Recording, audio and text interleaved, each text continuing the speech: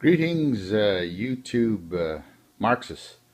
I thought I'd show you my latest acquisition. I have a streamline electrical steam type train that I purchased in Ontario and I have had shipped out here to Alberta. Very reasonably, I might add. It's less than $20 Canadian to have it shipped out from Ontario. So I'm doing that a lot more as opposed to incurring those massive costs associated with the global shipping program of eBay. Made a lot more domestic purchases lately than American or international purchases. But with that said, I still buy some stuff on eBay from time to time. This came, Deputy Mayor of Owen Sound, her husband had this train, and after he passed away, her children and grandchildren showed no interest in the train, and so she put it up for sale and was going to donate it to Goodwill when I asked her if maybe I could purchase the train, which she said she would be happy to do. So sent me the train, and it doesn't really show the number on the box. There it is. It's a 399, looks like an 8F-E-R-T.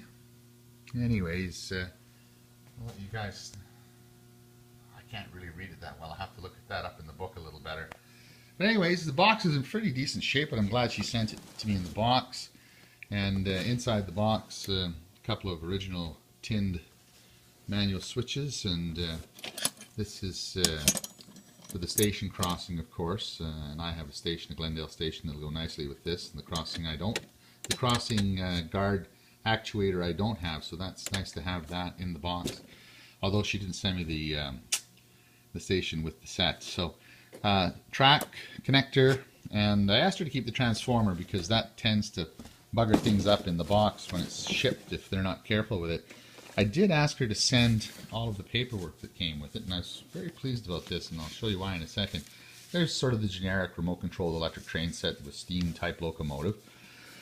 So this is definitely pre-war, and I'm thinking mid to late 30s is likely. It's a CP Jubilee, and there's the locomotive contender. Of course, I have some of the maroon cars with a maroon CP, but I didn't have the yellow and blue. And as you can see, this is in nice condition, so I was very happy to have this. I wasn't entirely sure until it arrived here what condition exactly it was in. The pictures weren't that great, but turns out it's in very nice condition. I was surprised by the number of cars. Let's see, 2, 4, 6, 8, including the caboose. So I'll show you how well it pulls here in a minute. So some advertisements on accessories, track and layout indicated there as well. Usual lubrication points, a list of 9 don'ts for this train. And there's the Glendale Railroad Station actuator arm instruction, how to hook that up to the station crossing arm. I'm now asking people if this is a train that they've had in their family for some time to give me some information on the original owner of the train, which this lady was very kind to do. And I've got a couple of letters for trains now similar to this. Now this is the one that a piece of instructions that I saw in the online posting and piqued my interest. It shows a double train set with a trestle set, 2 transformers. And that's not this set, but I thought it was interesting. A Commodore Vanderbilt and an M10005. And then over here they have other stuff, but that piece of the page has been cut away. So I was very interested in receiving this piece of paper and indicated to her that I wanted this. She sent it to me, and I'm ever glad she did, because here on the other side, something I'd never seen before. And I think this is an original piece of advertising, and it's so early relative to this particular accessory, the voice control, that it actually possesses the original, the 6 as opposed to the 7 in the painting. So it's so early that it's got the prototypical designation of 6 on the tower, as opposed to the 7 that the towers came out with when they went into production. So I know that there are some prototypes, factory prototypes that are known to exist that have the 6 in the top of them, but I'm only aware of production models that have the 7.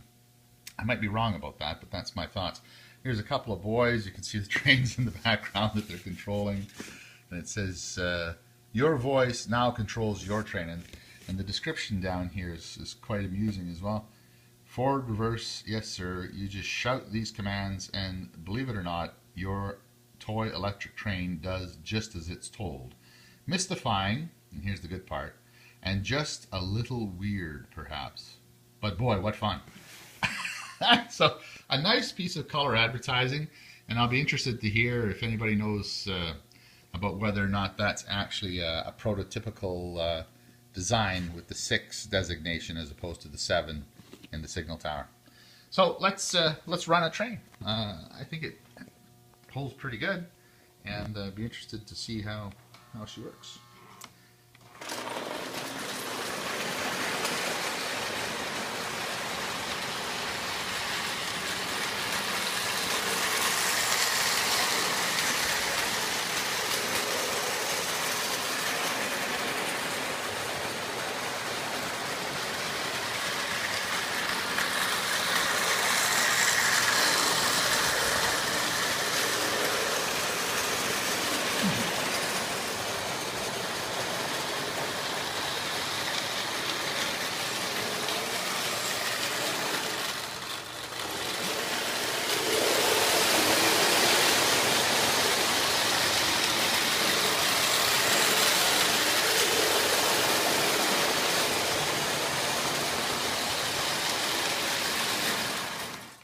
I sped it up there just for a second.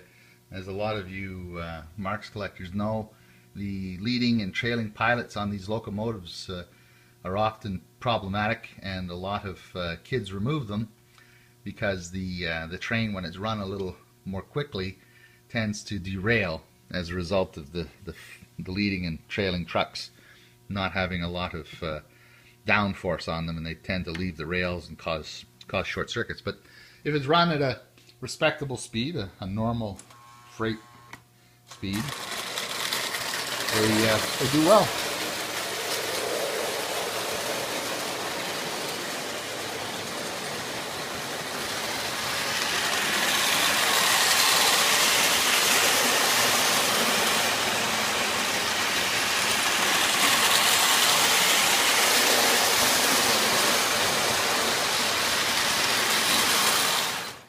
So there you have it.